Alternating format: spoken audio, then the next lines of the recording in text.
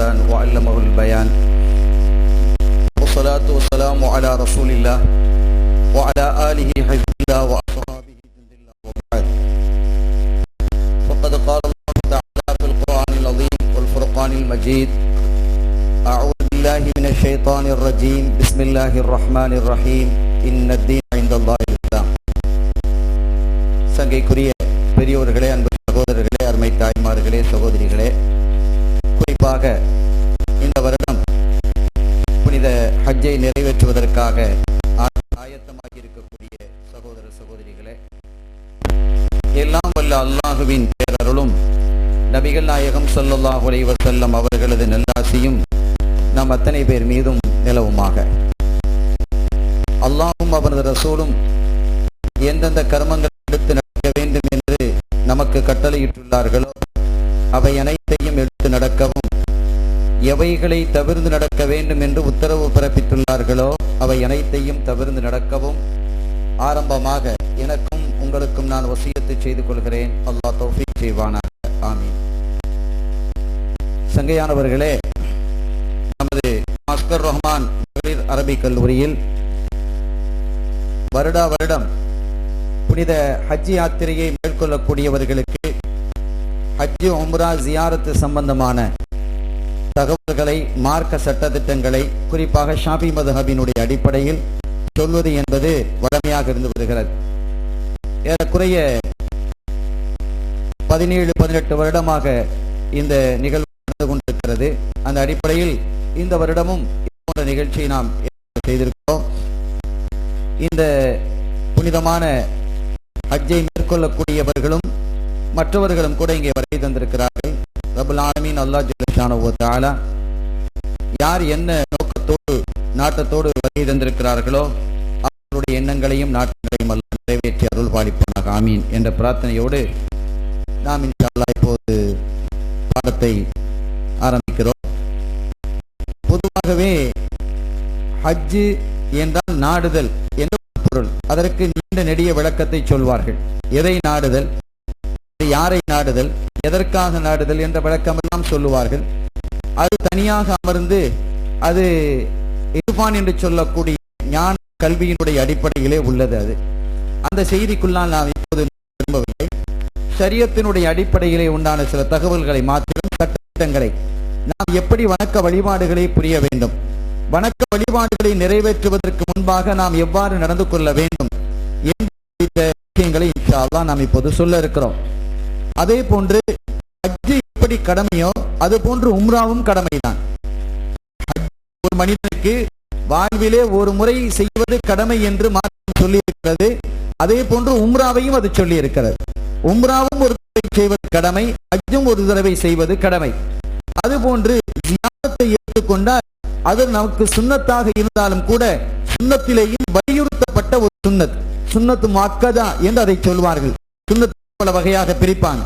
சுன்னத்து முஅக்கதா என்று சொன்னால் வலியுறுத்தப்பட்ட சுன்னத்து. அதிலும் இந்த ஜியாரத்து நபி ஸல்லல்லாஹு அலைஹி வஸல்லம் அவருடைய ஜியாரத்தை செய்வதை குறித்து சொல்லும் பொழுது அது ஹஜ்ஜோடு இணைந்ததாகவே கருதப்படக்கூடிய அளவிற்கு. ஹஜ் என்பது ஒரு இபாதத், உம்ரா என்பது ஒரு இபாதத், ஜியாரத் என்பது ஒரு இபாதத் என்றாலும் கூட இந்த மூன்றையும் பிரித்து பார்க்காத அளவிற்கு அறிஞர்கள் அதை சிறப்பித்து சிலாகித்து கூறியிருக்கிறார்கள்.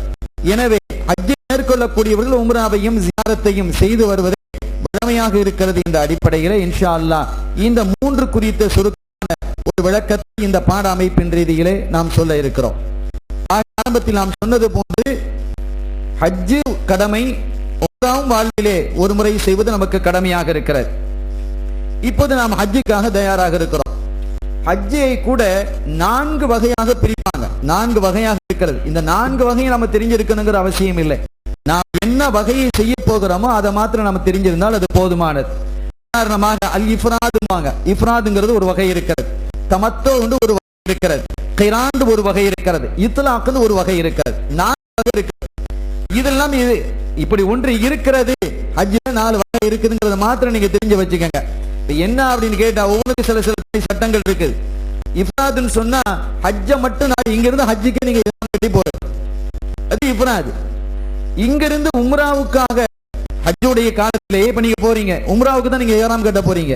இஹ்ராம் கட்டிட்டு அதுக்கப்புறம் ஹஜ்ஜினுடைய காலம் வரும் பொழுது ஹஜ்ஜுக்காக நீங்க இஹ்ராம் கட்டுவீங்க. இதைத்தான் நாம இப்ப செய்ய போறோம். இதுக்கு பெயர் தமத்து என்று இதற்கு பெயர். அதற்கு பிறகு இன்னொன்று இருக்கிறது அல் கிரான் என்று சொன்னது இருக்குது. கிரான் சொன்னா ஹஜ்ஜையும் உம்ராவையும் ரெண்டையும் சேர்த்து என்ன செஞ்சிருது, நியத்து வச்சிருது. உம்ராவையும் உம்ராவுக்காகவும் ஹஜ்ஜுக்காகவும் ஒரே இஹ்ராம் ரெண்டையும் சேர்த்து பண்ணுறது. நான்காவது ஒன்று வகை இருக்கிறது. இது பெரும்பாலும் சொல்றதும் இல்லை, ஆனா இப்படி ஒரு வகை இருக்கு. இத்லாக்னு சொல்லி ஹஜ்ஜுக்காகன்றோ உம்ராவுக்காக என்றோ என்ன செய்யறது இல்லை, இஹ்ராம் கட்டுறது இல்லை. மாறாக பொதுவாக இஹ்ராம் கட்டுகிறேன் அப்படின்னு நியத்து வச்சிடுறது. ஹஜ்ஜுக்குன்னு கட்டிருக்க மாட்டார், உம்ராவுக்குன்னு வைக்க மாட்டார். ஆனால் இஹ்ராம் எதற்காக கட்டணும், ஹஜ்ஜுக்காக கட்டணும் அல்லது உம்ராவுக்காக கட்டணும் அல்லது ரெண்டுக்காக சேர்த்து கட்டணும். இவர் எதையுமே செய்யாமல் இஹ்ராம் கட்டுகிறேன் அல்லாஹ்வுக்காக என்று பொதுவாக இஹ்ராம் கட்டுவார். இஹ்ராம் கட்டினதற்கு பிறகு அங்க போய் சூழல் எப்படி இருக்குதோ அதற்கு தகுந்த இஹ்ராம் என்ன செய்யும், ஹஜ்ஜுக்காகவா அல்லது உம்ராவுக்காகவா அல்லது ரெண்டையும் சேர்த்தா என்று முடிவு செய்வார். இப்படியும் மார்க்கத்தில் அனுமதி இருக்கிறது. இது 4 வகை. ஆக மொத்தத்துல 3 தான். அதுல 4வது ஒரு இத்லாக், ஒரு பொதுவான இஹ்ராம். எப்படியும் உம்ராவுக்காக ஹஜ்ஜுக்காக தான் கட்ட போகிறோம். சரி, இதுல நாம் செய்யக்கூடிய இந்த வகை என்ன என்றால், நாம் செய்யக்கூடிய வகை என்பது தமத்து. தமத்துங்கிறதா இப்ப நாம செய்ய போறோம். அதை நாம தெரிஞ்சுக்கிறோம். தமத்து என்ன என்பதையெல்லாம் பார்க்கிறதுக்கு முன்னால இன்ஷா அல்லாஹ் நாம் இங்கிருந்து புறப்படும் பொழுது, எங்கே புனிதமான ஹஜ்ஜுக்காக நாம் இப்ப புறப்படுறதுக்கு தயாராக இருக்கிறோம். நாம் என்ன செய்யணும் அப்படி கேட்டா, நம்முடைய ஊரினுடைய வளமையில ஒன்று, ஊர் மக்களினுடைய நம்முடைய ஆன்மாக்கள் செய்திருக்கக்கூடிய வளமை என்ன வளமை என்றால், நம்முடைய உறவினர்கள், அண்டை வீட்டுக்காரர்கள், நம்முடைய நெருங்கினர்கள், இவர்களிடத்தில் நாம் புனிதமான இந்த ஹஜ்ஜை என்ன செய்யறேன், மேற்கொள்ள இருக்கிறேன் என்பதை சொல்லி அவர்களிடத்தில் சில பொறுப்புகளை தேடிக்கொள்வது. பொறுப்புகளை ஏன் தேடிக்கொள்வது என்று சொன்னால், ஒரு விஷயத்தை நம்ம புரிஞ்சுக்கிடணும். ஸல்லல்லாஹு அலைஹி வஸல்லம் அவர்களினுடைய அந்திம காலம். அவர்கள் பள்ளிக்கு வரல, பள்ளிக்கு வராம வீட்டில இருக்கிறாங்க. அப்படி வீட்டில இருக்கும் பொழுது அவர்கள் என்ன செய்கிறார்கள், அபூபக்கர் சித்திக் ரலியல்லாஹு அன்ஹு அவர்களை தொழுமாறு ஏவுறாங்க. ஆனா அவங்க என்ன செய்யணும், தொழுவுறதுக்காக போனாங்க, மயங்கி விழுந்தாங்க. பழைய நிகழ்வுகள் ஹதீதுகளில் சொல்லப்பட்டிருக்கிறது. அதற்கு பிறகு என்ன மக்கள் எல்லாம் அழ ஆரம்பிச்சுட்டாங்க. சத்தத்தை கேட்டு ஸல்லல்லாஹு அலைஹி வஸல்லம் பள்ளிவாசலுக்கு என்ன செய்றாங்க, 2 பேருடைய தோள் புஜத்தின் மீது கையை போட்டுக் கொண்டு வர்றாங்க. வந்து மெம்பரில் உட்கார்ந்து, ஏன் இப்படி நடந்து கொள்கிறீர்கள், நீங்கள் இப்படி நடந்து கொள்ளக்கூடாது என்று நான் உங்களுக்கு சொல்லவில்லையா என்றெல்லாம் சொல்லிவிட்டு அவங்க சொன்ன கடைசியாக, இதுவே நான் உங்களை சந்திக்கக்கூடிய சந்திப்பு, இந்த இடத்திலிருந்து நான் உங்களை கடைசியாக சந்திக்கக்கூடிய சந்திப்பு இதுதான் என்று சொல்லிட்டு ஒரு விஷயம் சொன்னாங்க. நான் யாருக்காவது கடன் பட்டிருந்தால் அதை இப்பவே சொல்லிடுங்க. நான் யாரையாவது என்னுடைய வார்த்தையால் கடுமையாக சாடி இருந்தால் அல்லது நோவினைப்படுத்தி இருந்தால் அதை இப்ப நீங்க சொல்லிடுங்க. அல்லது நான் யாரையாவது தண்டித்திருந்தால் அதையும் நீங்கள் இப்போது சொல்லிவிடுங்கள் என்று சொல்லிட்டு அவங்க சொல்றாங்க, என்னுடைய ரப்பை நான் சந்திக்க பொழுது எந்த கடனும் நான் யாருக்கும் பாக்கி வைக்க கூடாது, எந்த ஒன்றும் பாக்கி இல்லாத நிலையில என்னுடைய ரப்பை நான் சந்திக்க வேண்டும் என்பதற்காக அவர்கள் குறிப்பிடுகிறார்கள். ஸல்லல்லாஹு அலைஹி வஸல்லம் இதுல நிறைய விளக்கங்கள், ஆனா நமக்காக இதுல ஒரு சின்ன விளக்கம் என்ன என்றால், இது பல விளக்கம் இருக்கு. ஸல்லல்லாஹு அலைஹி வஸல்லம் இப்படி சொன்னதுக்கு என்ன காரணம், அப்படி யாரெல்லாம் எழும்புனாங்க, பல பேர் எழும்புனாங்க, ஒவ்வொரு ஆளா எழும்பி என்ன செஞ்சாங்க சொன்னாங்க. ஒருத்தர் சொன்னாரு, ஸல்லல்லாஹு யார சொல்லலாம், நான் நீங்க திரும்ப ஒரு முறை அல்ல பல முறை சொன்னதுக்கு பிறகு ஒரு சஹாபி எழும்பி சொன்னாங்க, யார சொல்லலாம், நான் இதை சொல்ல அவசியம் இல்லை, ஆனா ரப்பை நீங்கள் சந்திக்கும் பொழுது எந்த ஒரு பொறுப்பையும் நான் விடாமல் யாருக்கும் பாக்கி வைக்காமல் நான் சந்திக்க வேண்டும் விரும்புவதாக நீங்கள் குறிப்பிட்டீர்கள். எனவே அந்த அடிப்படையில் திரும்ப நீங்கள் சொன்னதினால் நான் எழும்புகிறேன் நாயகமே. ஒரு முறை ஒரு ஏழை வந்து உங்களிடத்துல என்ன செஞ்சாங்க, ஒரு யாசகம் கேட்டாங்க. அப்படி யாசகம் கேட்ட பொழுது நீங்க என்ன செய்வீங்க, என்னிடத்துல அவங்க உங்க இடத்துல அந்த சமயத்துல காசு இல்லை, நீங்க என்னிடமிருந்து வாங்கி ஒரு 3 வெள்ளி காசுகள் திர்ஹம்கள் வாங்கி கொடுத்தீங்க, 3 வெள்ளி காசுகள். எனவே எனக்கு அந்த 3 வெள்ளி காசு ஒண்ணும் பெருசு இல்லை, நீங்கள் சொல்லக்கூடிய இந்த வார்த்தை எனக்கு பெருசா இருக்கு, எனவே நான் என்ன செஞ்ச எழும்பி சொன்னேன் அப்படின்னாங்க. அது பல பேர் பல விஷயங்களை அவர்கள் முறையிட்டார்கள். அந்த அடிப்படையிலே எந்த ஒரு பாக்கியம் இல்லாதவர்களாக, அதனாலதான் மார்க்க என்ன சொல்லுது, உனக்கு கடன் இருக்குதா, கடன் இருந்தா நீ ஹஜ்ஜுக்கு போக அவசியம் இல்லை குறிப்பிடுது. கடன் இருந்தால் கூட நீங்க ஹஜ்ஜுக்கு போக வேண்டிய அவசியம் இல்லை. சரி, ஹஜ்ஜுக்கு போக அவசியம் இல்லை என்று குறிப்பிடுகிறது, போலாமாடா போலாம், போகலாமா இல்லையா, கடனை வச்சுக்கிட்டு ஒருத்தர் ஹஜ்ஜுக்கு போலாமா இல்லையா, போனால் கூடுமா கூடும். ஆனால் ஒரு ஷரத்தை சொல்லுகிறது, நீ யாரிடத்தில் கடன் வாங்கி இருக்கிறாயோ அவரிடத்தில் பெர்மிஷன் வாங்குங்குது. இந்த மனித நேயம், மனிதர்களுடைய உரிமைகள் சரியாக பாதுகாக்கப்பட வேண்டும் என்பதிலே இஸ்லாம் மிகச் சரியாக இருக்கிறது, மிக கண்ணும் கருத்துமாக இருக்கிறது. நீ கடன் வாங்கியிருக்கியா, கடன் வாங்கினவர்கிட்ட போய் நீ என்ன செஞ்சுக்க, உத்தரவு கேட்டுக்க. எந்த அளவுக்கு சொன்னா, இந்த தவணையுடைய கடன், உதாரணமா ஒருத்தர் நான் என்ன செஞ்சிருக்கிறேன், ஒரு 10 லட்சம் ரூபாய் கடன் வாங்கி இருக்கிறேன்னு வைங்க, அதை நான் ஒரு 3 வருஷத்துல தர்றேன் அப்படின்னு சொல்லி இருக்கிறேன், அல்லது 5 வருஷத்துல தர்றேன் என்று நான் என்ன செஞ்சிருக்கிறேன், நான் சொல்லி இருப்பேன். அப்ப அதற்கு இப்பதான் வாங்கி இருக்கிறேன், 4.5 வருஷம் 5 வருஷம் சொன்னா ஒரு 6 மாசம் தான் ஆச்சு, இந்த 4.5 வருஷம் தான் இருக்கிறது என்றாலும் கூட நான் என்ன செய்யணும், அவருக்கு கொடுக்க வேண்டிய காலம் வரை இருக்கு, 4.5 வருஷம் இருக்கு. இப்ப நான் ஹஜ்ஜுக்கு போறதா இருந்தாலும் கூட அவரிடத்துல கேட்கணும், நீங்க என்ன செய்யுங்க கேளுங்க என்று. ஏன்னா அந்த பணம் உங்களிடத்தில் இருக்கு, அவருடைய பணம் உங்களிடத்துல இருக்கு. பொருளாதார சம்பந்தப்பட்ட ஒரு வணக்கம் என்பதால் பொருளாதார தொடர்புடைய விஷயத்தில் யாருக்கெல்லாம் நீங்கள் கடன்பட்டிருக்கிறீர்களோ, கடமைப்பட்டிருக்கிறீங்களோ அவங்கள்ட்ட பெர்மிஷனை கேட்கணும். அதான் மார்க்கம் சொல்லும், தக்க முதலும் என்று சொல்லும். தக்க முதல் அதுக்கு மாத்திரமல்ல, வீட்டுல இருக்கக்கூடிய வீட்டுல எல்லாரையும் பசியா போட்டு ஹஜ்ஜுக்கு போக சொல்லல மார்க்கம், சொல்லுதா? அப்படி சொல்லல. வீட்டுல எல்லாரும் பசி, எப்படியா ஹஜ்ஜுக்கு போகணும், அல்லாஹ்வுடைய திரு இல்லத்தை சந்தித்து விட வேண்டும், காபாவை பார்த்து விட வேண்டும் என்பதற்காக என்ன செய்யறாரு, ஒருத்தர் முயற்சி செய்யறாரு. ஆனா வீட்டுல எல்லாம் கடுமையான கஷ்டத்துல இருக்கிறாங்க, எல்லாத்தையும் பட்டினியாவும் பசியாவும் போட்டு காசு சேர்த்து போக சொல்லல மார்க்கம். அப்படி உள்ள மார்க்கம் அல்ல. எனவே அவர்களுக்கு நீ என்ன செய்துக்கோ, நீங்க போயிட்டு திரும்பி வர்ற வரைக்கும் எவ்வளவு செலவாகுமோ அந்த செலவையெல்லாம் வீட்டுக்கு நீ கொடுத்துட்டு போ, அதுக்கு மேல இருந்தா தான் உனக்கு ஹஜ் வாய்ப்பு என்று மார்க்கம் சொல்லுகிறது. எனவே மனித நேயம் என்பதும் மனிதர்களுடைய உரிமைகள் பாதுகாக்கப்பட வேண்டும் என்ற விஷயத்திலேயும் இஸ்லாம் மிகச் சரியாக இருக்கிறது என்பதனாலேதான் நம்முடைய பெருமக்கள் நமக்கு சொல்லித் தருவார்கள், நீங்க என்ன செய்யணும், யாருக்காவது அநீதம் அடைந்திருந்தால் அந்த உளைச்சலோடு நீங்க என்ன செய்யாதீங்க, போகாதீங்க, அவங்க பொறுப்பு கேடுங்க. சில இடங்கள்ல நம்ம போகும் பொழுது அப்படியா இப்படியாக, அது வேற விஷயம், நாம் போயிட்டோமா இல்லையா. சில பேர் நம்மளை அங்கீகரிக்கல, உறவினர்கள் தான், உற்றார்கள் தான், பந்தங்கள் தான், இனபந்தங்கள் தான், அதே மாதிரி நம்முடைய கொடுக்கல் வாங்கலில் ஈடுபட்டவர்கள் தான், பார்ட்னர்ஷிப் எல்லாம் இருக்கும். இவர்களுக்குள்ளதான் அதிகமான மன உளைச்சல்கள் ஏற்படுவதற்கு வாய்ப்பு இருக்கு. அப்படி இருக்கும் பொழுது அவங்க என்ன செய்யணும், பொதுவாக அவர்களிடத்தில் ஒரு பொறுப்பை தேடிக்கணும். நம்ம தவறு செய்தமா இல்லையாங்கிறது வேறு விஷயம், அது அல்லாஹ் பார்க்கிறான். யார் பண்றாங்களோ அவர்களை அல்லாஹ் உயர்த்துவதாக ஸல்லல்லாஹு அலைஹி வஸல்லம் சொல்றாங்க. எனவே இந்த மாதிரி எந்த குறைபாடுகளும் இல்லாமல் நாம் என்ன செய்ய வேண்டும், புனிதமான ஹஜ்ஜை மேற்கொள்ள வேண்டும் என்பதை நாம் ஆரம்பத்தில் நம்ம புரிந்து கொள்ளணும். அதற்கு அடுத்தபடியாக இங்கிருந்து நாம் புறப்படுவோம் பொழுது அதிகமான லெக்கேஜஸ்கள் அதிகமா வச்சுக்கிட வேண்டாம். எந்த அளவுக்கு குறைத்து, உங்களுக்கு எஹ்ராமுடைய உடுப்பு 2 போதுமான, சில பேர் நிறைய வச்சுக்கிட்டாங்க, இஹ்ராமுடைய உடுப்பு நம்ம வச்சிருக்கிறோம், அந்த உடுப்பு ஆணாக இருந்தாலும் பெண்ணா இருந்தாலும் 2 போகணும். ஒன்னு அழுக்காயிட்ட ஒன்னு பயன்படுத்திக்கிறது, அதை கழுவி போட்டுடலாம். அழுக்காகிறதுங்கிறது அங்கே குறைவு.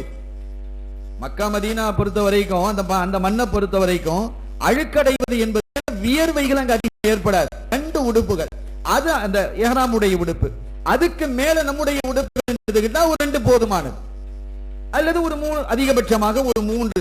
இதற்கு மேலும் உடுப்புகளை எல்லாம் எடுத்து வைத்துக் கொள்ள வேண்டிய அவசியம் இல்லை என்பதை நீங்க புரிஞ்சுக்கங்க. ரொம்ப அதிகமான சுமைகளை தூக்கி கொண்டு செல்ல வேண்டிய அவசியம் இல்லை. உணவுப் பொருட்களை பொறுத்த வரைக்கும் எல்லா பொருள்களுமே அங்க தாராளமாக கிடைக்கிறது, எல்லாமே அங்க தாராளமா கிடைக்குது.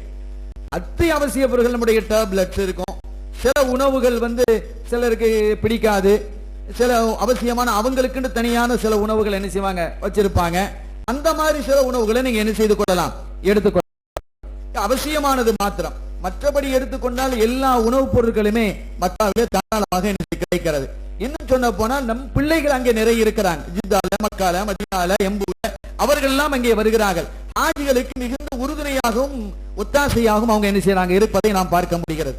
எனவே அதையெல்லாம் நீங்கள் கவனத்திலே கொண்டு உங்களுடைய லக்கேஜை, உங்களுடைய சுமை பொதிகளை நீங்கள் என்ன செய்து கொள்ள வேண்டும், குறைத்துக் கொள்ள வேண்டும் என்பதையும் நான் இதன் மூலமாக நான் உங்களுக்கு சொல்கிறேன். அதற்கு அடுத்து வருஷம் நம்ம சொல்லத்தான் செய்யறோம், சொல்றது எங்க கடமை, கேட்கறது உங்களுடைய உரிமை, நீங்க கேட்கறீங்களா இல்லையா. ஏன்னா ஜும்மாவிலும் கூட நாம் சொன்னோம், அதிகமான ஆட்களை நீங்க என்ன செய்யாதீங்க, திருநெல்வேலிக்கு போறதா இருந்தாலும் சரி, தூத்துக்குடிக்கு போறதா இருந்தாலும் சரி, சென்னைக்கு போறதா, அதற்கு ஒரு பெரிய குழுக்களை கூட்டிக்கிட்டு அதை ஒரு செம்மையாக நீங்க ஆக்காதீங்க.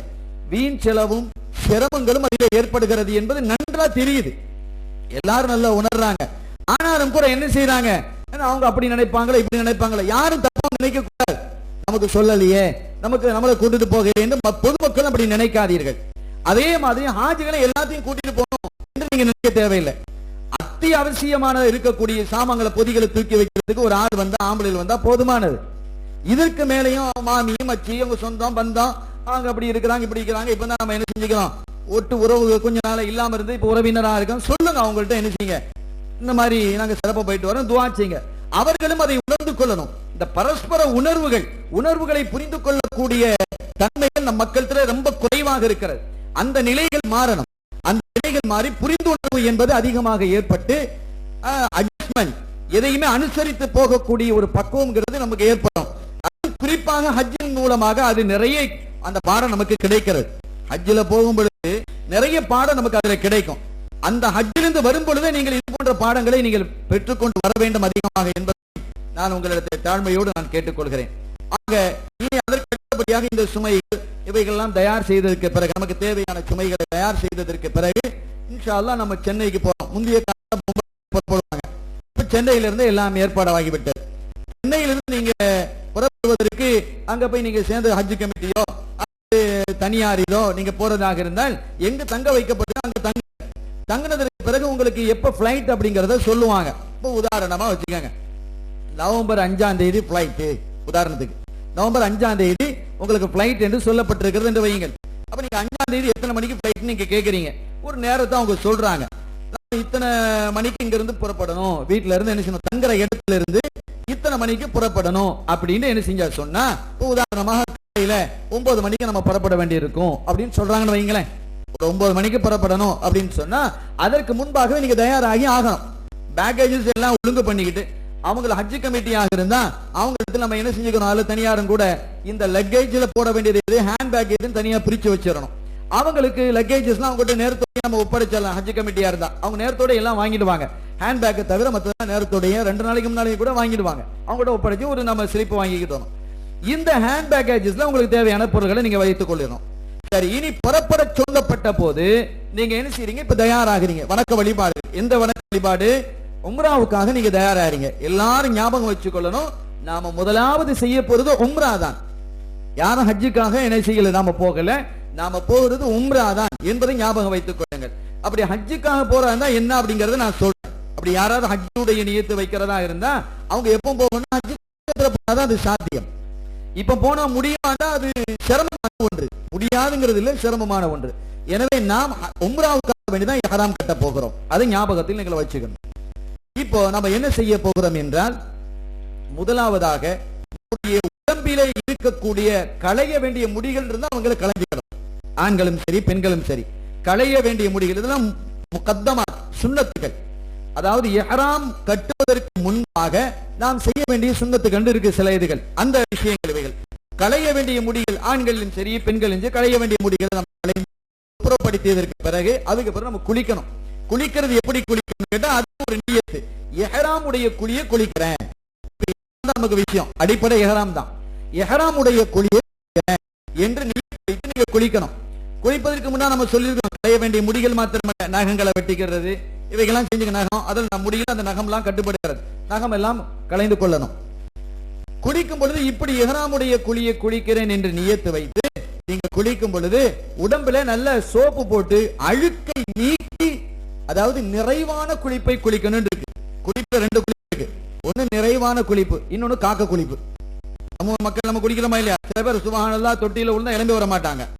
சில பேர் போவாங்க வந்துருவாங்க, என்ன என்ன குளிச்சுட்டு வந்துருவாங்க.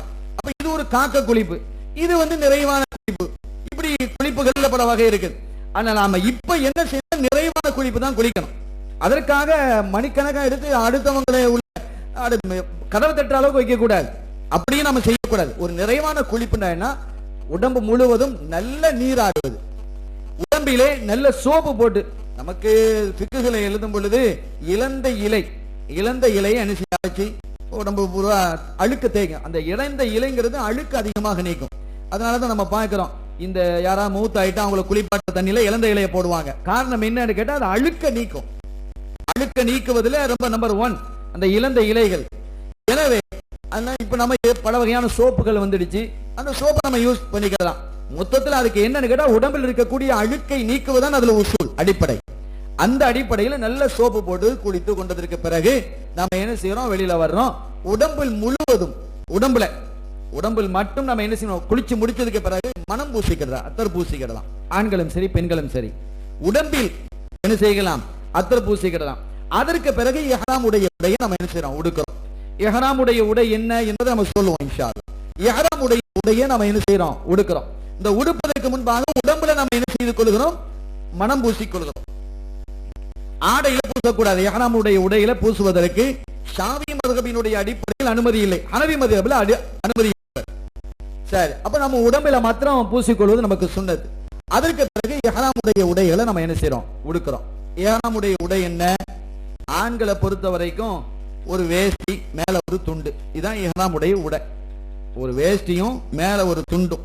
பெனின் போட முடியாது, ஜட்டி போட முடியாது, வேற சட்டைகள் தைத்த ஆடைகள் எதுவும் என்ன செய்ய முடியாது, உடுக்க முடியாது. எந்த ஆடையிலையும் தையல் இருக்கக்கூடாது. உடுக்கக்கூடிய வேஷ்டிலையும் சரி, மேல போடக்கூடிய துண்டுலையும் சரி, தையல் இல்லாத ஆடைய ரெண்டு துண்டை, ஒரு துண்டை மேல போட வேண்டியதான், ஒரு வேஷ்டி உடுத்துக்கிட வேண்டியதான்.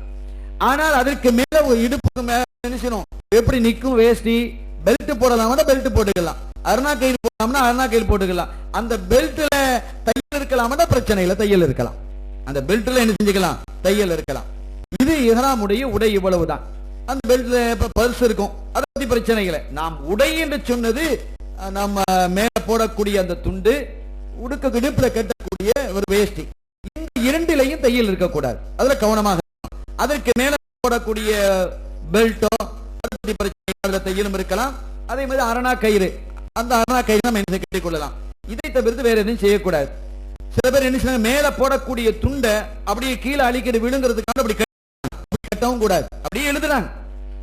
துண்டை கட்டக்கூடாது, நிறைய பேர் பின் பண்ணி இருக்கிறாங்களேன்னா அது அவங்க சட்டம் தெரியாம இருக்கலாம்.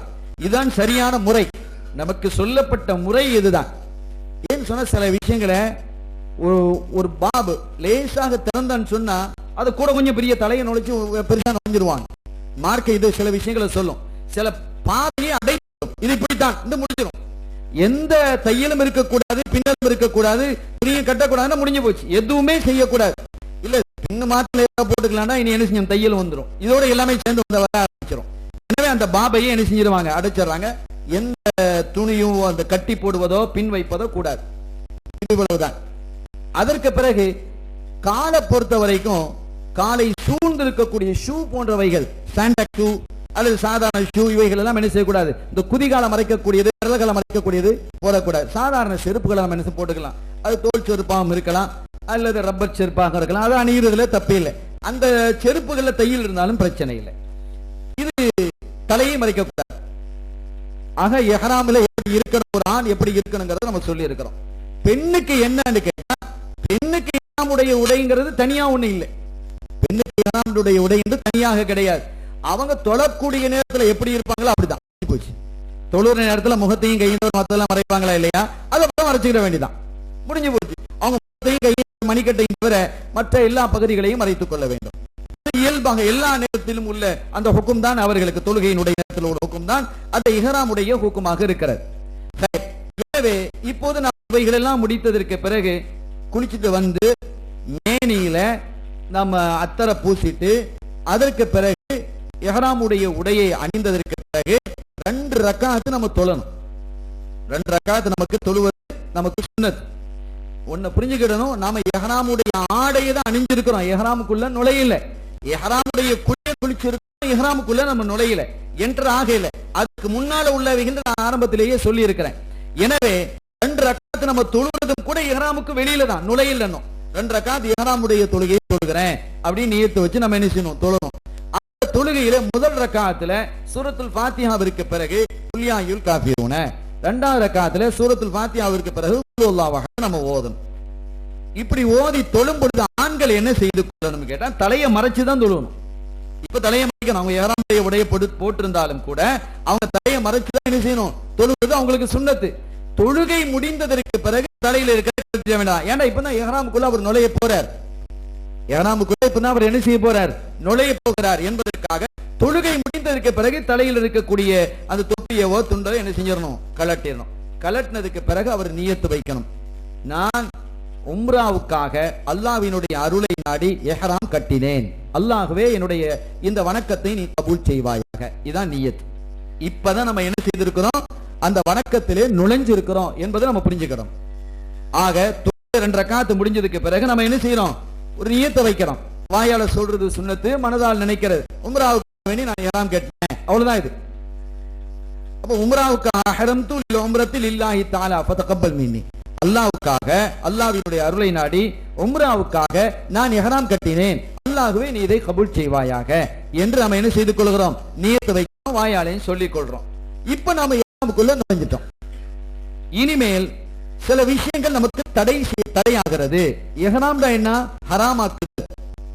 நம்ம தொழுகையில அவ்வல் தக்பீர் கேட்கிறோம் இல்லையா, தக்பீர் தஹரீம் பேர் இஹ்ராம். அதுக்கு இஹ்ராம் தக்பீர் இஹ்ராம் தான், அது ஹராம். இஹ்ராம் தான் என்னது, ஹராம் ஆக்குது. என்ன ஹராம் ஆக்குது, ஏற்கனவே ஹலாலாக இருந்த பல விஷயங்கள் இப்ப ஹராம் ஆகுது.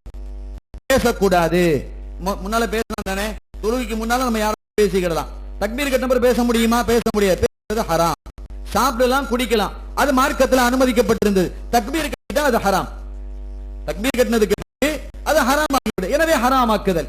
இதே மாதிரி இஹ்ராம் என்று சொன்னால் ஹராம் ஆக்குதல். சில விஷயங்களை ஹராம் ஆக்குது மார்க்கம். ஹலாலாக இருந்த சில விஷயங்கள் இப்போது ஹராம் ஆகுது என்பதால் அதற்கு இஹ்ராம் என்று அதற்கு பெயர் வந்தது. ஹைர், அருமையானவர்களே, அது இப்பதான் நம்ம என்ன செஞ்சிருக்கிறோம், இஹ்ராமுக்குள்ள நுழைஞ்சிருக்கிறோம். இப்ப சின்ன ஒரு குறிப்பு, மொத்தத்துல நம்ம இவ்வளவு விஷயங்கள் சொல்லி இருந்தாலும் கூட ஒரு சுருக்கமாக சின்ன விஷயத்தை நான் என்ன செஞ்சிடறேன். ஒரு நிமிஷத்துல நம்ம இதுவரைக்கும் என்ன செய்யணுங்கிறத சொல்றோம். ஊர்ல பரப்புறதுக்கு முன்னால யார் யாரையும் சந்தித்து நாம சொல்றோமோ சொல்லிக்கிடணும். லக்கேஜை குறைச்சி தேவையில்லாத ஆட்களை கூட்டிட்டு போய் சிரமங்களை ஏற்படுத்தாம சென்னையில போய் நாம் இறங்கியதற்கு பிறகு அதற்கு பிறகு என்ன செய்கிறோம், எப்போ அறிவிக்கப்படுதோ அதுக்கு 9 மணின்னு சொன்னா 2 மணி நேரத்துக்கு முன்னாலேயே நம்ம தயாராகிறோம். நாம லக்கேஜஸ் எல்லாம் நேரத்துடைய ஒப்படைச்சிட்டு நமக்கு தேவையான பொருட்களை மாத்திரம் வைத்துக் கொண்டு நம்ம என்ன களைய வேண்டிய முடிகளை களைக்கிறோம், நகத்தை களைகிறோம், இஹ்ராமுடைய குளிக்கிறோம், அதுல சோப்பை போட்டு குளிக்கிறோம். குளிச்சு முடிச்சதுக்கு பிறகு உடம்புல மனம் பூசுகிறோம். உடம்பிலே மனம் பூசியதுக்கு பிறகு இஹ்ராமுடைய உடையை உடுத்ததற்கு பிறகு 2 ரக்காத்து நம்ம தொழுகிறோம்.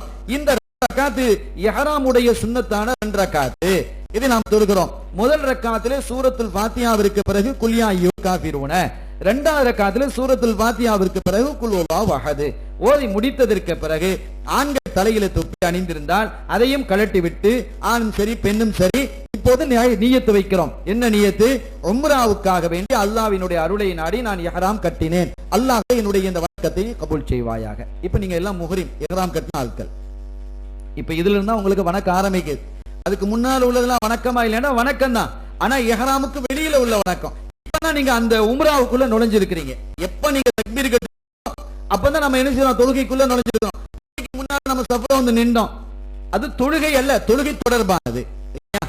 அப்ப இக்காமத்து சொல்லப்பட்டது, அந்த இக்காமத்தை கேட்டு நம்ம அது சொன்னோம், அதுவும் அது என்ன செய்ய தொடர்பானது, அந்த தொழுகைக்கு உள்ளதல்ல. அதே மாதிரி இப்ப நீங்க இஹ்ராம் கட்டி இருக்கிறீங்க, இதுக்கு முன்னால குளிச்சது, முடிய களைஞ்சது, நகத்தை களைஞ்சது, இவைகள் எல்லாம். ஒன்றை புரிந்து கொள்ளணும், இந்த குளிச்சு பெண்களுக்கு மாத்திரம் உள்ளது.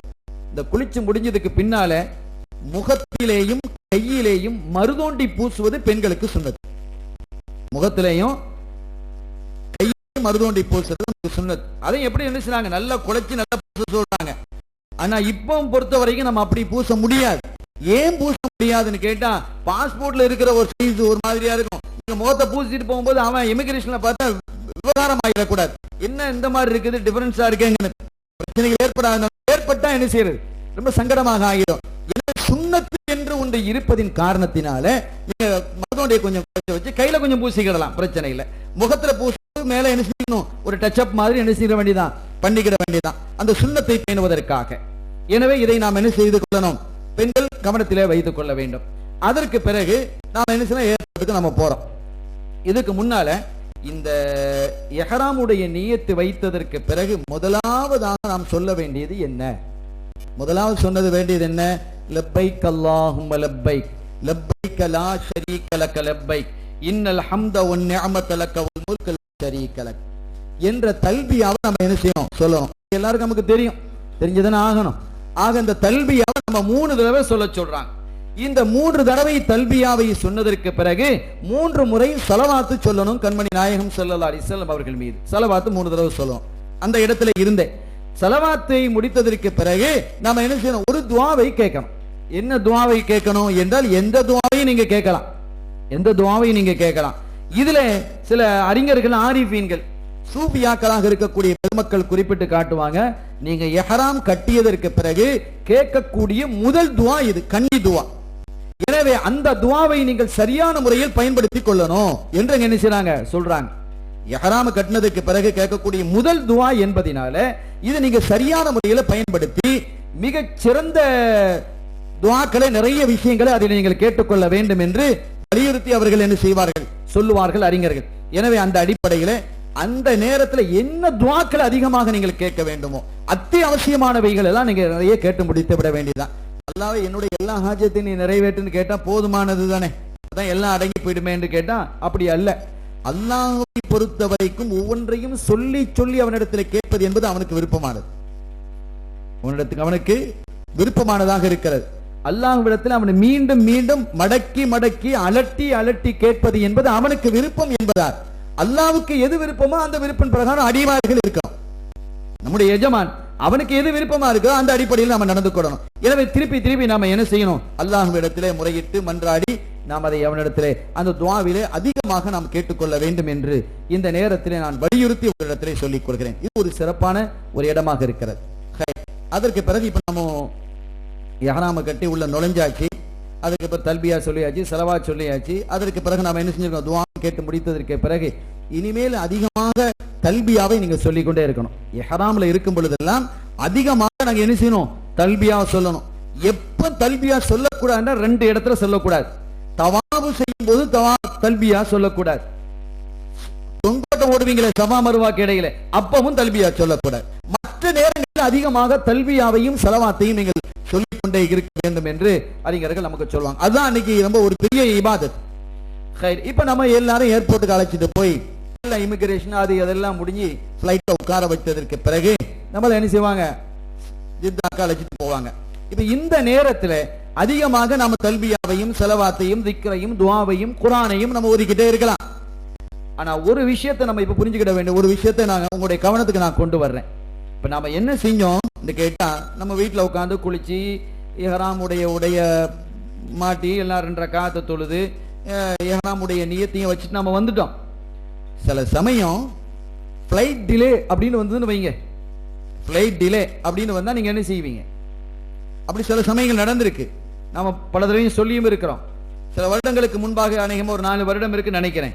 ஃப்ளைட் டிலே லேசான டிலே இல்ல, 2 நாள் டிலே ஆச்சு. இந்த 2 நாளும் இஹ்ராமோட இருந்தாங்க மக்கள். எவ்வளவு கஷ்டம் இஹ்ராமோட இருக்கிறதுங்கிறது.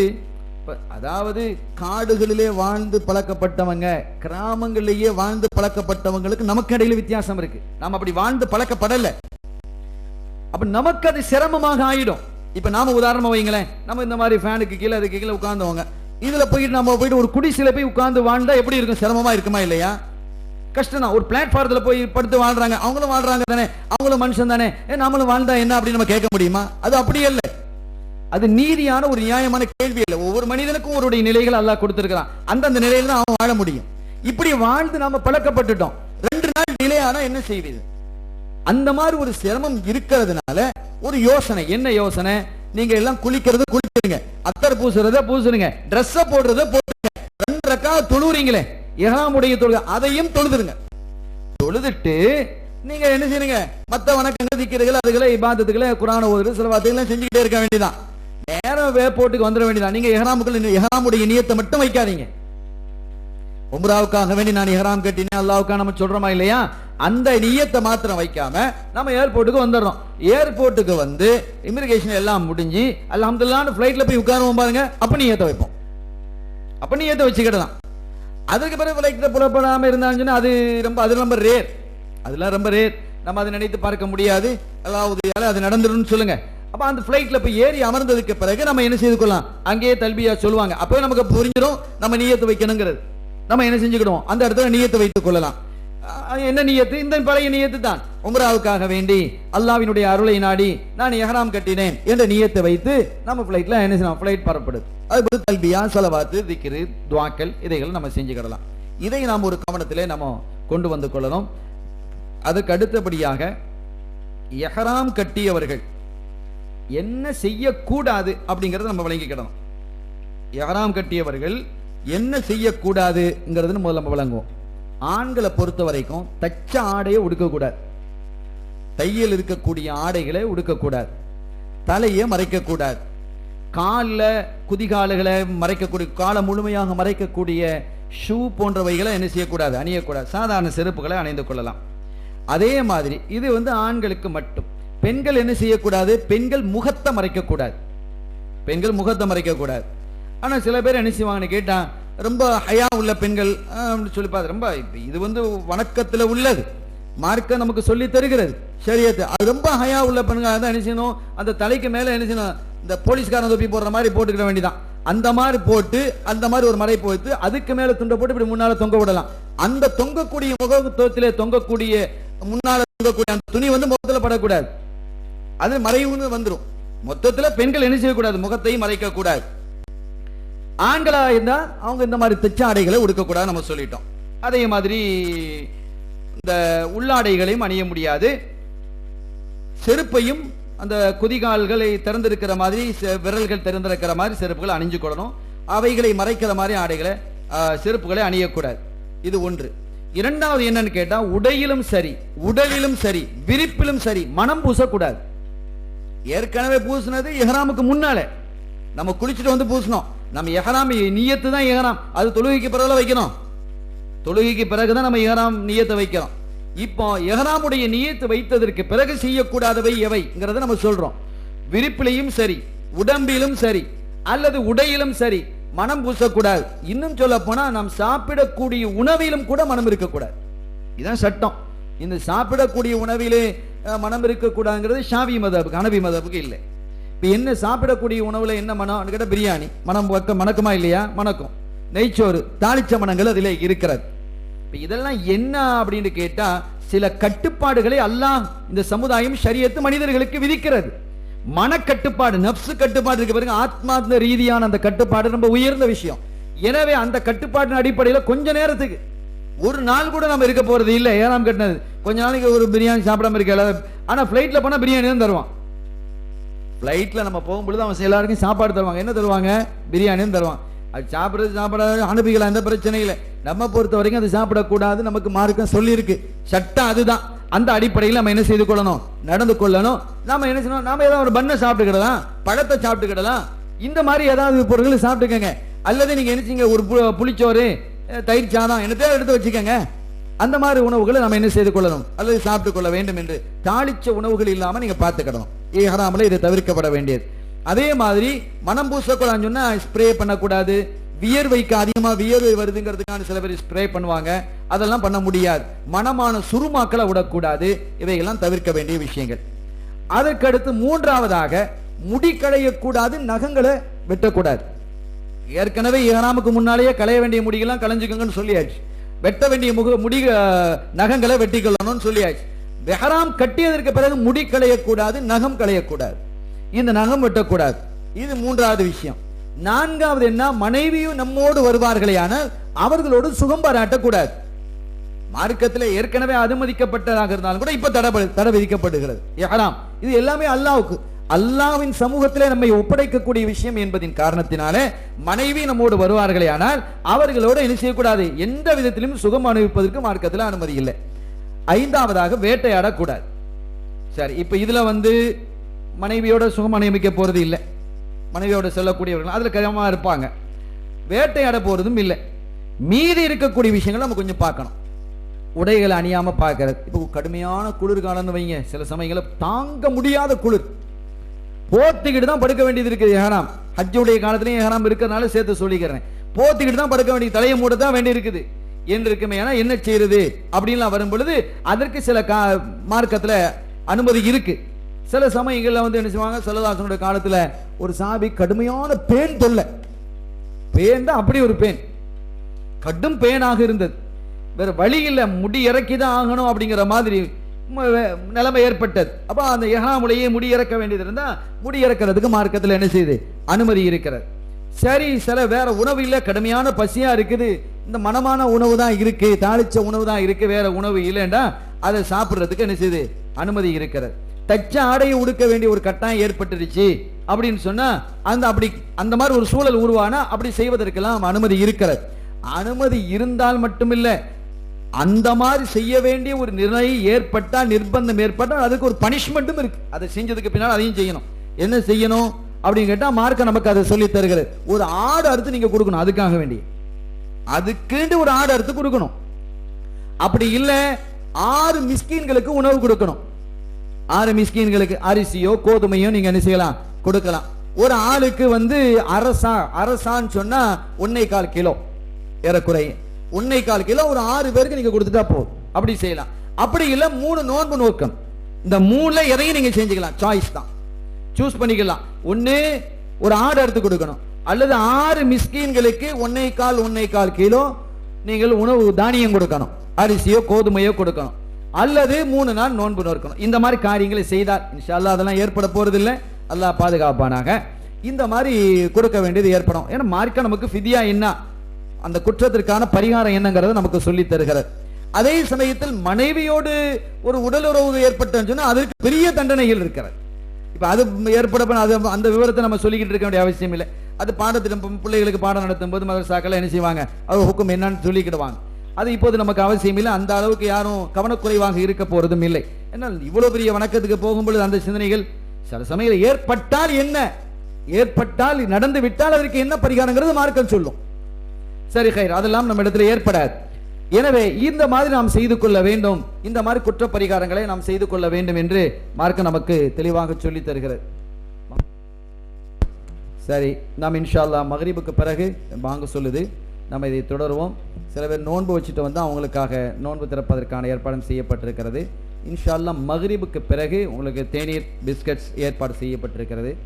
அதே மாதிரி ஒது செய்யறதுக்கு ஆண்களுக்கு மேலே மாடியில் ஏற்பாடு செய்யப்பட்டிருக்கு, ஜமாத் இங்கேயே நடக்கும்.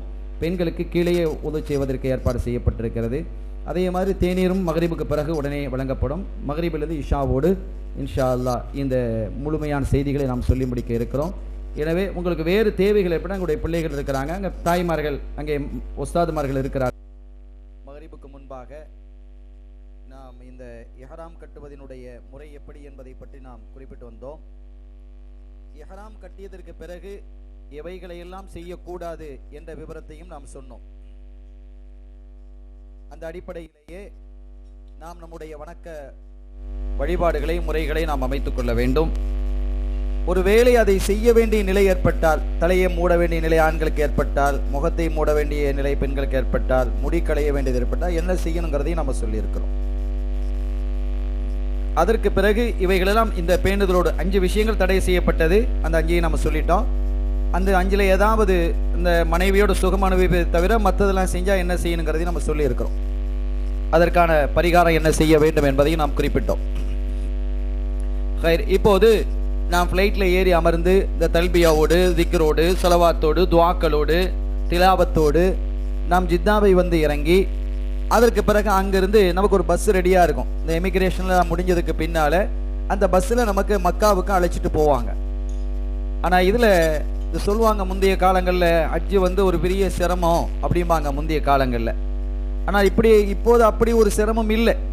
தங்கக்கூடிய இடங்கள் ஏசியாக இருக்கிறது, போகக்கூடிய வாகனம் AC, flight AC, bus AC, இன்னும் சொல்ல போனால் நம்ம தங்கி இருக்கக்கூடிய மினாவில் தங்கி இருக்கக்கூடிய டென்ட்டும் ஏசி, எல்லாம் ஏசி ஆகிட்டாங்க. இப்படி எல்லாமே வசதியாக இருக்கிறது. இப்போ கஷ்டம் என்பது என்னன்னு கேட்டால் ஒரு சில இடங்களில் கஷ்டம் இருக்கிறது இன்னைக்கும். அது என்னன்னு கேட்டால் இந்த பஸ் பிரயாணம் தான். உதாரணமாக ஜித்தாலேருந்து உங்களை மக்காவுக்கு கூட்டிகிட்டு போகிறது, மக்காலேருந்து மதீனாவுக்கு கூட்டிகிட்டு போகிறது, மதீனாவிலேருந்து திருப்பி மக்காவுக்கு வர்றதோ அல்லது ஜித்தாவுக்கு வர்றதோ இப்படியெல்லாம் இருக்கா இல்லையா? மினாவுக்கு போகிறது, அரஃபாவுக்கு போகக்கூடியது. இந்த மாதிரி பஸ் பிரயாணங்கள் கொஞ்சம் சிரமமாக இருக்கும். ஏசி பஸ் தான். என்ன சிரமம் என்று சொன்னால், அவங்களிடத்துல ஒரு அந்த டிரைவர்ஸ், அங்கே இருக்கக்கூடிய டிரைவர்ஸ் இருக்கிறாங்களே, இப்போ பல்லாயிரக்கணக்கான டிரைவர் தேவைப்படுது, ஓட்டிகள், வாகன ஓட்டிகள். இந்த டிரைவர்ஸு இப்போ தான் என்ன செய்வாங்க, அவங்களுக்கு முழு பயிற்சி இருக்காது. ஓட்டுறதுல பயிற்சி இருக்கும், அந்த இட பயிற்சிகள் இருக்காது. எந்தெந்த இடத்துல இவங்களுடைய பில்டிங் இருக்குலாம் அவங்களுக்கு சரியான தகவல்கள் சரியாக இருக்காது. அதை கைட் பண்ண வரக்கூடியவர்கள்ட்டையும் கூட அந்த குறைபாடுகள் இருக்குங்கிறத நம்ம பார்க்குறோம். இந்த கடந்த வருஷங்களில் செல்லக்கூடியவங்களும் சென்றவர்களும் கூட அந்த குறைபாடை சொல்கிறாங்க. இப்படி இருக்கு. என்னன்னு கேட்டால், நீங்கள் ஏறி உட்கார்ந்ததற்கு பிறகு எல்லாரையும் நம்ம சாமான்கள்லாம் மேலே ஏற்றி நம்ம கொண்டு வரக்கூடிய எல்லாம் பஸ்ஸுக்கு மேலே எல்லாத்தையும் ஏற்றிடுவாங்க. எல்லாத்தையும் ஏற்றி முடிச்சு அந்த பஸ்ஸில் இன்னா புறப்படுதுன்னு சொல்லியே ஒரு நியாயமான நேரம், ஏன்னா ஒரு 5 நிமிஷம் 10 நிமிஷம் அரை மணி நேரம்லாம் இல்லை, 3 மணி நேரம் 4 மணி நேரம் டிலே பண்ணுவாங்க. இது மாதிரியும் அல்ல. இதை நான் ஏன் சொல்றேன்னா அதுக்கு ஒரு காரணம், அதை நான் பின்னால் சொல்லிடுறேன். அதற்கு பிறகு நீங்க மக்காவில் போய் நீங்க எந்த பில்டிங்ல இறங்க போறீங்க உங்களுக்கு தெரியாது. ஒரு வழிகாட்டி ஒருத்தர் அந்த பஸ்ல வருவார், அவருக்கு தான் அந்த இடம் தெரியும். ஆனா அவரும் அறகுறையா தான் இருப்பார். யாராவது ஒரு ஆளை போட்டு விட்டுறாங்க, அவர் என்ன செய்வார், யார முதல்ல எந்தெந்த பில்டிங்ல எத்தனை பேர் இருங்கிறாங்கிற அந்த முறைப்படி இந்த பில்டிங்ல இப்ப நீங்க உதாரணமா அந்த பஸ்ல வந்து 50 பேர் போறீங்க, உதாரணத்துக்கு 50 பேர் போறீங்கன்னு சொன்னா ஒரு பில்டிங்ல 10 பேர் இறக்குவான், இன்னொரு பில்டிங்ல 15 பேர் இறக்குவான், இன்னொரு பில்டிங்ல 7 பேர் அந்த அலாட் பண்ணியிருப்பாங்க. யார் யாருக்குங்கிறது அலாட் பண்ணியிருப்பாங்க. ஏன்னா ஃபர்ஸ்ட் கேட்டகரி செகண்ட் கேட்டகரிலாம் இருக்கா இல்லையா, அந்த அடிப்படையில் அலாட் பண்ணியிருப்பாங்க. இவன் அந்த ஒரு ஒழுங்குமுறை இவனுக்கு தெரியாது. போட்டு நீங்க ஒரு தடவை அந்த இடத்துக்கே பல தடவை கடைசியில் ஒரு வந்து இறங்க, அட இதுல தானே 2 தடவை பஸ்ஸுக்காரங்க வந்தான் அப்படி நீங்க சொல்வீங்க. அந்த பஸ்லயே உங்களுக்கு நேரத்தை போய்க்கிடுவாங்க. நீங்க ஜித்தால இருந்து பஸ் இங்க வர்றதுக்கு சாதாரணமாக ஜித்தால இருந்து மக்காவுக்கு வர்றதுக்கு 30-40 நிமிஷம் 50 நிமிஷம் தான். ஆனா நீங்க பஸ்ஸை விட்டு நீங்க ஏறி இறங்குறதுக்கு கிட்டத்தட்ட 5-6 மணி நேரம் ஆயிடும். இப்படி ஒரு நேரத்தை என்ன செய்வாங்க, வீணடிப்பாங்க. சில சமயங்களில் சரியான ஒரு வழிகாட்டி வந்தேன்னு சொன்னா அவ்வளவு குயிக்கா என்ன செஞ்சு நடந்து போயிடும். ஆக இப்படி ஒரு சிரமம் இருக்கு. ஏன்னா ஒருவேளை நீங்க வந்து உங்களை மன திடத்தை ஏற்படுத்தி கொள்ளணுங்கிறதுக்காக நான் இதை ஆரம்பத்திலே சொல்லி வைக்கிறேன். ஒருவேளை இப்படி வந்தால் இப்படி நடந்தாலும் அதை நீங்க பொறுத்துக்கணும். அல்ஹம்துலில்லாஹ். அதற்கு பிறகு நீங்க மக்கால போய் இறங்குறீங்க, உங்களுடைய இடத்துல போய் இறங்கி உங்களுடைய சாமான்கள் எல்லாம் வச்சுட்டு நேரா நீங்க என்ன செய்யணும், உம்ராவினுடைய வணக்க வழிபாடுகளை நிறைவு செய்வதற்காக புனித காபாவை நோக்கி நீங்க செல்றீங்க. ஒன்றை நான் புரிந்து கொள்ளணும், மெட்ராஸ்லேருந்து புறப்பட்டு கிட்டத்தட்ட நியாயமான தூரம் பயணித்து ஃப்ளைட்டில் வந்து அப்புறம் அங்கேருந்து பஸ்ஸில் இங்கே வந்து ஏறும்போது சில உடலில் கொஞ்சம் அலுப்பு இருக்க தான் செய்யும். அது ஃப்ளைட்டாக இருந்தாலும் கூட அலுப்பு இருக்கும். பிரயாண கிளைப்புங்கிறது எல்லாருக்கும் உள்ளது. அந்த பிரயாண கிளைப்பில் நாம் இருக்கிறதுனால நம்ம அசந்து தூங்கிடாதீங்க. நீங்கள் அதை நம்ம திரும்பவும் சொல்கிறோம், அசந்து நம்ம என்ன செஞ்சிடக்கூடாது, தூங்கிடக்கூடாது. நம்ம பில்டிங்கில் வந்து தூங்குறாங்கன்னா தூங்கினா ஒன்றும் இல்லை, மார்க்கத்தில் தடை ஒன்றும் இல்லை, சரியத்தில் தடை இல்லை. ஆனால் தூங்குறதன் மூலமாக என்ன ஏற்படும் கேட்டால் சில சமயங்களில் வந்து உங்களுக்கு குளிக்க வேண்டியது ஏற்படலாம். இந்த மாதிரி காரணங்கள் சில சங்கடங்கள் ஏற்படுவதற்கு வாய்ப்பு இருக்குது. அதனால நீங்க தூங்குறதை விட்டுட்டு அங்க வந்ததோடு எதையாவது சாப்பிடணும்னா சாப்பிட்டுட்டு உடனடியாக புனித காபாவை நோக்கி நீங்க உம்ராவை நிறைவுபடுத்துவதற்கு நீங்க போயிடுங்க. அது ஒரு பெரிய ஒரு பாக்கியம். உடம்புல அலுப்பு இருக்கும். அப்படி செல்லும் பொழுது நீங்க பெரும்பாலும் என்ன செய்வாங்க, தாருசலாம் ஹரம் ஷரீஃபை சுத்தி அந்த பள்ளிவாசல நிறைய வாசல்கள் இருக்கு. அதுல ஒரு வாசல் தாருசலாம்னு ஒன்று இருக்கு, பாபுசலாம். இந்த பாபுசலாம் வழியாக செல்வது என்பது ஒரு ஏற்றம் பெருமக்கள் நமக்கு சொல்லி தந்திருக்கிறாங்க. காரணம் என்ன என்றால் ஸல்லல்லாஹு அலைஹி வஸல்லம் வீடு அங்கதான் இருந்து ரசூலுல்லாஹ் வரும்பொழுதெல்லாம் அந்த பாபுசலாம் வழியா தான் உள்ள வந்திருக்கிறாங்க. எனவே அந்த பாபுசலாமை நாடி என்ன செய்வாங்க, மக்கள் போவாங்க. போனா பயங்கர பெருங்கூட்டமாக அங்க இருக்கும். சில சமயம் அந்த கூட்டத்தை சமாளிக்க முடியாம அந்த வாசல் அடைச்சிடுறதும் உண்டு. அதனால சூழ்நிலை என்னங்கிறத நீங்க விளங்கிக்கிட்டு அந்த பாபுசலாம் வழியாக ஒரு முறையாவது முதல் முறையாவது போக முடிஞ்சா அந்த போய்க்கிடுங்க. பாபு அடைக்கப்பட்டிருக்கிறது, அந்த கதவை அடைச்சிட்டாங்க, போக முடியாத நிலைமை இருக்குதுன்னு சொன்னா நீங்க வேற வாசல் வழியா நீங்க போய்க்கலாம். மற்ற சமயங்கள்ல உங்களுடைய வீடுகள் எப்படி அமைக்குதோ அதை போல நீங்க அமைந்து கொள்ளுங்க. முதல் முறை போகலையா இன்னொரு ஏதாவது ஒரு முறையில நீங்க என்ன செஞ்சுக்கலாம், காபத்துல்லாஹ் அந்த ஒரு பரக்கத்துக்கா தபர்ருக்கன் ஸல்லல்லாஹு அலைஹி வஸல்லம் பரக்கத்தை நாடி அந்த பாபுசலாம் வழியாக நீங்க என்ன செஞ்சுக்கலாம், சென்று கொள்ளலாம். சிரமப்படுத்த இல்லை மார்க்கம் நமக்கு. ஆனா அது ரசூலுல்லாஹ் அங்க சென்றதுனால அது ஒரு பரக்கத். அந்த வாசல் வழியாக செல்வது என்பது ஒரு சிறப்பு என்பதிலே நம்ம இடத்துல மாறுபட்ட கருத்து கிடையாது. சரி ஹைர், நீங்க அதன் வாசல் வழியாக உள்ளே நுழைந்து என்ன சொல்லணும், அல்லாஹ் அந்த சலாமும் இங்க சலாம் இலைக்கு எரிஞ்சு சலாம் தெரிஞ்சதுதான் ஓதிக்கொள்ளலாம். ஓதிக்கிட்டு நேரம் நம்ம என்ன செய்யணும், காபாவை நோக்கி செல்கிறோம்.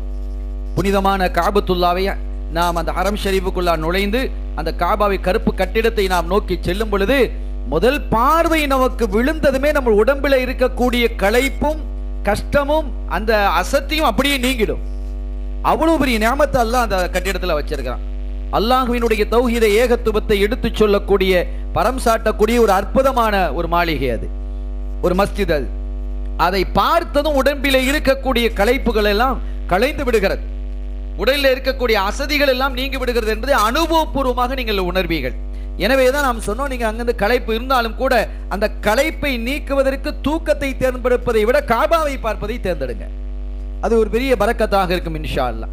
நீங்க தூங்கிட்டு போனாலும் அது தவறு இல்லை, மார்க்கத்தில் ஒரு குற்றமாக அது கருதப்பட மாட்டாது. என்றாலும் அந்த களைப்பை நீக்குவதற்கு அங்க மருந்து இருக்கு. நீங்க அதை பார்த்த உடனே அல்ஹம்துலில்லாஹ் உடம்புல ஒரு புது தெம்பு வந்துடும். வயசாளிகளாக இருக்கக்கூடிய எங்களோட வந்தவங்களெல்லாம் நாங்க பார்க்கிறோம். எங்களோட ஒரு வயசு முதிர்ந்த ஒரு பெண்மணி வந்தாங்க, 92 வயசு அவங்களுக்கு. என்ன வேகம் காபத்துல்லாவை கண்டதும், சுபஹானல்லாஹ். அவங்களுக்கு நடக்க முடியாது, தவழ்ந்துதான் பூமியில் அப்படி தவழ்ந்து வந்து வேகமாக வந்தாங்க. 92 வயசு அந்த பொம்பளை. அவங்களோட மகனார் தான் அவங்களுக்கு ஹிதுமத் செஞ்சு கொண்டிருந்தாங்க. ஆனால் அந்த காபாவை கண்ட போது அவங்களுடைய அந்த தவழக்கூடிய வேகத்தை பார்க்கணுமே, சுபஹானல்லாஹ், அவ்வளவு வேகமாக வந்தார்கள். ஆக இப்படி ஒரு சிறப்பு அந்த காபத்துல்லாவை எல்லாம் வைத்திருக்கிறார்.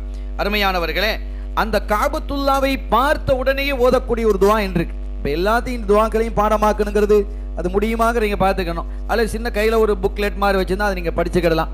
இல்லைன்னு சொன்னா தமிழ்லயே நீங்க துவாக்களை என்ன செஞ்சுக்கலாம், ஓதிக்கொள்ளலாம். அல்லாஹும்ம ஸித் ஹாதல் பைத்த தஷ்ரீஃபன் வ தக்ரீமன் வ தஅலீமன் வ மஹாபத்தன் வ ஸித் மன் ஷர்ரஃபஹு வ அல்லமஹு மிம்மன் ஹஜ்ஜஹு வ அத்தமரஹு தஷ்ரீஃபன் வ தக்ரீமன் வ தஅலீமா வ பிர்ரா அல்லாஹும்ம அன்தஸ் ஸலாம் வ மின்கஸ் ஸலாம் ஃபஹய்யினா ரப்பனா பிஸ்ஸலாம். இந்த துஆ ஓதிக்கணும். என்ன, அல்லாஹ்வே இந்த புனிதமான பைத்து, இந்த வீடு இருக்கிறதே காபத்துல்லா, இதனுடைய கண்ணியத்தை நீ அதிகப்படுத்துவாயாக, இதை மேன்மைப்படுத்துவாயாக, இதை நீ சிறப்பாக்கி வைப்பாயாக.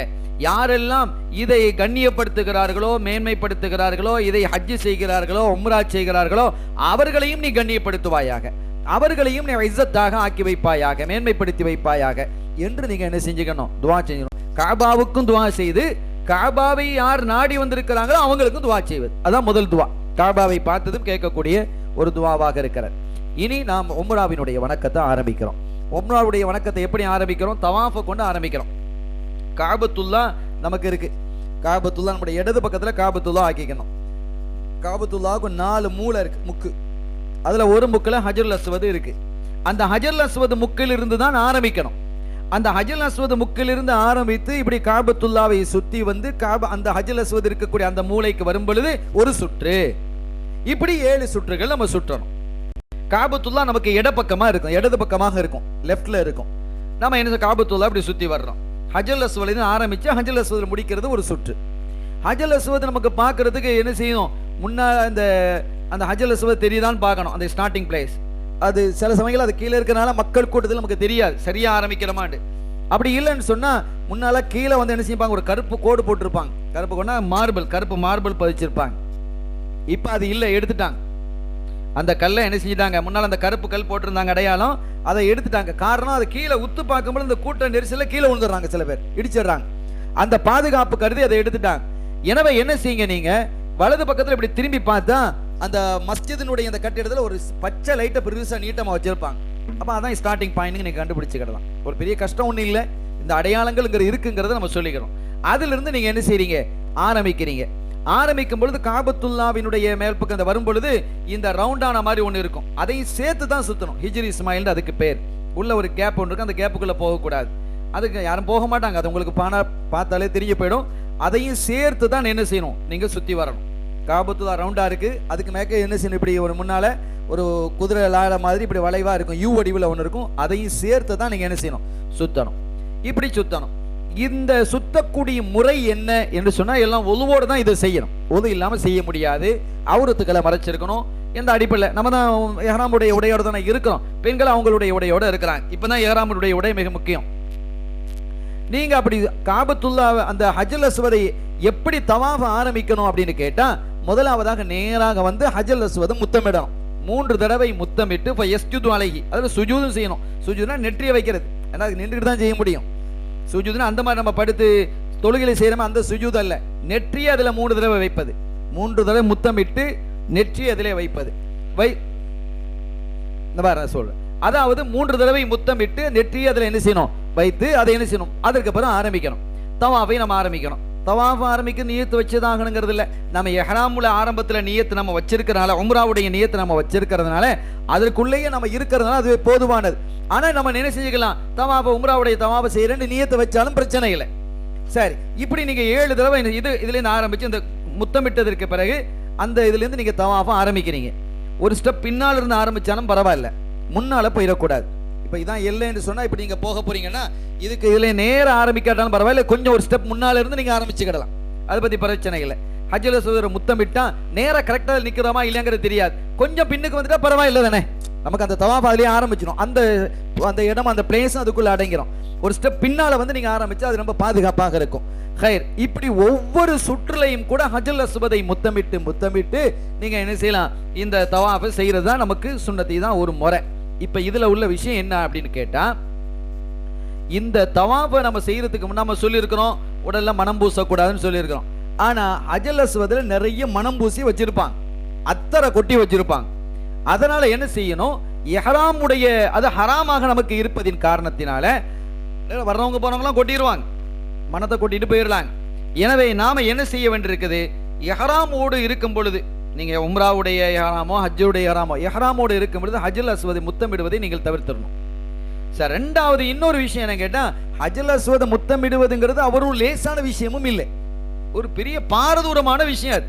அது ஒழுங்குபடுத்தக்கூடிய முறையும் அங்கே இல்லை. எல்லாரும் கொய்யா மொய்யான்னு போய் என்ன செய்யறாங்க, இருக்கிறது இவ்வளவுதான் இருக்கு, இந்த இவ்வளவான கல்லுக்குள்ள எத்தனை பேர் தலையை வைக்கிறது, ஒருத்தர் தலையை வைக்கும்போது இன்னொருதுக்கு கேட்க இயலாது. அப்போ பல ஆயிரக்கணக்கான பேர் ஒரே சமயத்தில் போக முடியுமா, லட்சக்கணக்கான மக்கள் வராங்க, அந்த இடத்துல ஒரு பல்லாயிரக்கணக்கான மக்கள் இருப்பாங்க.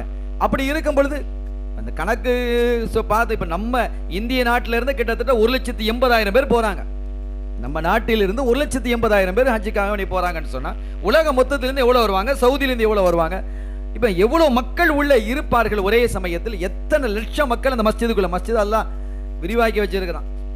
அப்ப அந்த அடிப்படையில் நம்ம போய் தலையை விட்டு கூட பெரிய கஷ்டம். ஒன்றை புரிஞ்சுக்கங்க, ஹஜ்ஜுல் அஸ்வத் முத்தமிடுவது சுன்னத்து. அதுக்காக இப்ப நம்ம மக்கள் மத்தியில் என்ன, நான் 2 தடவை முத்தமிட்டேன் 3 தடவை முத்தமிட்டேன் அது பாக்கியம் தான். ஆனா அடிச்சு பிடிச்சு முத்தமிட சொல்ல இல்ல மார்க்கம், அதை விளங்கிக்கிடணும். நீங்க முத்தமிடுவது சுன்னத்து, யாரையாவது இடிச்சுக்கிட்டு போய் முத்தமிட்டீங்கன்னு வைங்க, இடிச்சது ஹராம். எது சிறந்தது, முத்தமிடாம இருக்கிறது தான் சிறந்தது. முத்தமிடுவது சுன்னத்துன்றாலும் கூட அடுத்தவனுக்கு தங்கடம் தரும்படி இடிச்சுக்கிட்டு நோவினை தந்துட்டு போய் அவன் யாராவது அப்படின்னா வைங்க, நீங்க இடிச்சு இடிப்புல ஆடு சொன்னான்னு வைங்க, உங்களுக்கு ஹராம் ஏற்படுது, எழுதப்பட்டுரும். அதை நீங்க உணர்ந்துக்கிடணும். ஆகவே நமக்கு ஒரு வாய்ப்பு எல்லாம் ஏற்படுத்தியிருந்தா ஒன்று நிதானமா கூட்டம் இல்லை அல்ஹம்துலில்லாஹ் போயிட்டு வரலான்றதா போயிட்டு வாங்க, சுன்னத்து தான். அப்படி இல்லை, அந்த சுன்னத்து முழுமையாக கிடைக்கும். எப்ப கிடைக்கும் அப்படின்னு கேட்டா, நீங்க அந்த ஹஜ்ஜுல் அஸ்வத் நோக்கி 2 கையும் இப்படி நீட்டிருங்க, பிஸ்மில்லாஹி அல்லாஹு அக்பர் கையை முத்தமிட்டுங்க. ரசூலுல்லாஹ் இப்படியும் செஞ்சிருக்கிறாங்க. அந்த கல்லை நோக்கி இப்படி கையை நீட்டி நீங்க என்ன செஞ்சுக்கணும், பிஸ்மில்லாஹி அல்லாஹு அக்பர் முத்தமிட்டாச்சு, முடிஞ்சது, அல்ஹம்துலில்லாஹ். இது போதுமானது. அந்த தவாப் இதுல கிடைச்சிரும். என்ன போக முடியல, அப்ப என்ன செய்யறது, ராத்திரி 2 மணிக்கு வந்து பார்க்கலாம்னா அப்பவும் கூட்டம் இருக்கு. 2 மணிக்கு வந்து ராத்திரி 1 மணிக்கு 3 மணிக்கு வந்தா நமக்கு ஃப்ரீயா இருக்குன்னு நினைச்சு அதுக்குன்ற ஒரு பெரிய கூட்டம் வரும் அந்த நேரத்திலையும். அப்பமா அது கூட்டம் இருந்துகிட்டு தான் இருக்கு. எனவே எல்லா நேரமும் தவாஃப் நடந்து கொண்டு இருக்கு. தவாஃப் நடக்காத நேரம் என்ன இருக்கு, 24 மணி நேரம் தவாஃப் நடக்குது. ஜமாத் ஐவேளை தொழுகை நடக்கும் பொழுது மட்டும் தவிர நிறுத்தப்படும், மற்ற எல்லா நேரத்தையும் தராவீஹ் தொழுகை நடந்தாலும் நடக்கத்தான் செய்யும். எனவே அதை நம்ம கொஞ்சம் கவனத்திலே நீங்கள் கொண்டு அந்த ஹஜ்ஜுல் அஸ்வத் முத்தமிடக்கூடிய விஷயத்தில் நீங்கள் கவனமாக இருந்து கொள்ளணும். ஆக இந்த தவாஃபை எப்படி ஆரம்பிக்க வேண்டும் என்றால், ஹஜ்ஜுல் அஸ்வதை முத்தமிட்டு ஆரம்பிக்கணும். அதிலிருந்து ஆரம்பித்து திருப்பி ஹஜ்ஜுல் அஸ்வதுக்கு வரும்போது ஒரு சுற்று அப்படியே தொடர்ந்து சுட்டிக்கிட்டே இருக்கலாம். 7 சுற்று நம்ம என்ன சுற்றலாம். அந்த 7 சுற்றுலையும் ஹஜ்ஜுல் அஸ்வத் முத்தமிடுவது சுன்னத்து என்று இருந்தாலும் கூட இஹ்ராமோட இருக்கும்போது நம்ம தவிர்த்துக்கிடணும், அது மனம் இருக்கிறதுனால. 2வது கூட்டமும் இருக்கு. அதற்கு அடுத்து இந்த ஹஜ்ஜுல் அஸ்வதுக்கு முந்திய முக்கு ஒன்று இருக்கு, மூளை. 1வது 2வது 3வது 4வது. முதல் மூளை ஹஜ்ஜுல் அஸ்வத், 2வது 3வது 4வது வரல அந்த லாஸ்ட் மூளை, அதுக்கு பேர் ருக்குனுல் யமானின்னு பேர். அந்த ருக்குனுல் யமானியை தொட்டு முத்தமிடுவது சுன்னத். அது நேரா முத்தமிடுவது சுன்னத் இல்லை, ரசூல் ஸல்லல்லாஹு தொட்டு முத்தம் இப்படி தொட்டு என்ன செஞ்சுக்கலாம், முத்தமிடுவது நமக்கு சுன்னத்தாக்கப்பட்டிருக்கிறது. அதை தொட்டு முத்தமிடுவதற்கு வாய்ப்பு கிடைக்கும், அது நிறைய வாய்ப்பு கிடைக்கிறது. அந்த இடத்துல கூட்டம் அவ்வளவு இருக்காது, தொட்டு முத்தமிடக்கூடிய அந்த இடத்துல. ஏன்னா இது ஸ்டார்டிங் பாயிண்டாகவும் நிறைவு பாயிண்டாகவும் ஹஜ்ஜுல் அஸ்வத் இருக்கு, அதை முத்தமிடுவது சுன்னத்து என்று இருக்கு. எனவே அங்கனக்குள்ள ரஷ்ஷாக தான் இருக்கும். இங்க வேகமா தவாப் செஞ்சுட்டு வந்தாலும் அந்த ஹஜ்ஜுல் அஸ்வத் நெருங்கும் பொழுது என்ன செஞ்சிடும், ஸ்லோவாயிடும், கூட்டம் இருக்கும். அதை எடுத்து ஸ்லோவாக நீங்க போக முடியும். இப்படி ஒரு சூழல் இருக்கிறது என்பதை நீங்கள் கவனத்திலே கொண்டு அந்த மாதிரி செய்து கொள்ளலாம். சரி, இந்த 7 சுத்துறமே இதுல என்ன செய்யணும் அப்படின்னு கேட்டா, அதுல வந்து ஒவ்வொரு சுற்றுக்கும் ஒரு தனி துவாக்கள் இருக்கு. இந்த துவாக்களை தான் ஓதணுங்கிறது இல்லை, நீங்கள் எதையும் ஓதிக்கிடலாம். இந்த துவாவை தான் ஓதணுங்கிறத எந்த துவாவையும் ஓதிக்கிடலாம். ஆனா அந்த ருக்குனுல் யமானியில் இருந்து இந்த கடைசி சொன்னமலியா தொட்டு முத்தமிடுறது, அதுக்கு அடுத்து ஹஜ்ஜல் அஸ்வத் வந்துருது. இந்த ரெண்டுக்கு இடையில் இருக்கக்கூடிய கேப்ல ரப்பனா ஆத்தினா ஃபித் துன்யா ஹஸனத்தன் வ ஃபில் ஆখিরাতি ஹஸனத்தன் வ கீனா அஸாபன்னார் வ அத்கில்னல் ஜன்னத மஅல் அப்ரார் யா அஸீஸ் யா கஃபார் பிரஹ்மதிகி யா ரஹ்மர் ரஹீம். இந்த துஆ மட்டும் பாடமாக்கி வச்சுக்கோங்க. ஏதாவது பாடமாக்கணும் இல்லையா இந்த துஆ? இந்த துஆ ஓதலனால எனக்கு ஓதலனாலும் கூடும். சும்மா நீங்க சுத்தினீங்கன்னு வைங்க அப்பவும் கூடும், ஒண்ணுமே சொல்லல. ஆனா ஓதுறது என்பது சுன்னத், தவாஃப் என்பது நமக்கு ஃபர்லாக இருக்கிறது. அந்த தவாஃபிலே இவைகளை ஓதுவது என்பது நமக்கு சுன்னத். எது ஓதுவது சுன்னத்து? 7 சுற்றுக்கள், முதல் சுற்று, 2வது சுற்றுல ஓத துஆன்னு இருக்கு. அதெல்லாம் நமக்கு பாடமான்னு பாருங்க. இல்லைன்னு சொன்னா நம்ம என்ன செய்து கொள்ளலாம்? வேற எதையாவது ஓதிக்கலாம். குர்ஆனை ஓதலாம், ஸலவாத்தை ஓதலாம், திக்ர ஓதலாம், எந்த துஆவையும் ஓதிக்கொள்ளலாம், எதையும் நீங்க ஓதிக்கொள்ளலாம். என்ன வசதிப்படுகிறதோ அதையே நீங்கள் என்ன செஞ்சுக்கலாம். அல்ல சூரத்து ஃபாத்தியாவே ஓதிட்டு வாங்க ஒரு சுற்றுல, 2வது சுற்றுல ஒரு ஸலவாத்தை ஓதிக்கிட்டே வாங்க, 3வது சுற்றுல ஏதாவது திக்ர ஓதுங்க, சுப்ஹானல்லாஹ் அல்ஹம்துலில்லாஹ்னு ஓதுங்க, ரப்பனா ஆத்தினா ஓதுங்க, ரப்பனா லலம்னா அன்ஃபுஸனாங்கிறத ஓதுங்க. என்ன தெரியுமோ அதை என்ன செஞ்சுக்கலாம், ஓதிக்கொள்ளலாம். சுற்றுதான் அதில் சுற்றி வருவதுதான் அதில் முக்கியம் என்பதை நாம் புரிந்து கொள்ளலாம். இந்த 7 சுற்றுக்கள் முடிந்ததற்கு பிறகு இந்த 7 சுற்று நம்ம சொல்லியிருக்கோம். தொழுகைக்கு நம்ம எப்படி அவுரத்துக்களை மறைக்கணுமோ அதை போல அது மறைஞ்சிருக்கு. ஏன்னா நம்ம உடுத்திருக்கிற ஏறாமே அப்படித்தானே, அந்த மாதிரி செஞ்சுக்கிறோம். இப்போ இடையில இது ஒலு அவசியம் நம்ம சொன்னோம். இந்த ஒலுல சின்ன ஒரு பிரச்சனை இருக்கு. என்ன பிரச்சனைன்னா, ஒலு பொதுவாக சில பேருக்கு ஒலு முறிஞ்சிடும், சில பேர் பெண்களை தொட்டுட்டா ஒலு முறிஞ்சிடும், மனைவியோட போறோம் கையில போட்டுச்சு. இப்போ என்ன ஒலு செய்யும் பொழுது மட்டும் நீங்க என்ன செஞ்சுக்கிடலாம், ஒரு நியத்தை வைக்கலாம். நான் ஒலுவை ஹனவி மதஹபின் பிரகாரம் செய்வேன். முதலாவது ஒலு செய்யும்போது இஹ்ராம் கட்டியதுக்கு அப்புறம் நீங்க ஒலு செஞ்சீங்கன்னா ஹனவி மதஹபின் பிரகாரம் நான் என்ன செஞ்சுக்கிடுவேன், ஒலுவை எடுத்துக்கொள்வேன் அப்படிங்கிற ஒரு நியத்தை நீங்க வச்சுட்டீங்கன்னு சொன்னா இந்த ஹஜ்ஜுடைய உம்ராவினுடைய காலம் முழுவதும் ஒலுவை ஹனவி மதஹபின் பிரகாரம் நான் செய்து கொள்வேன்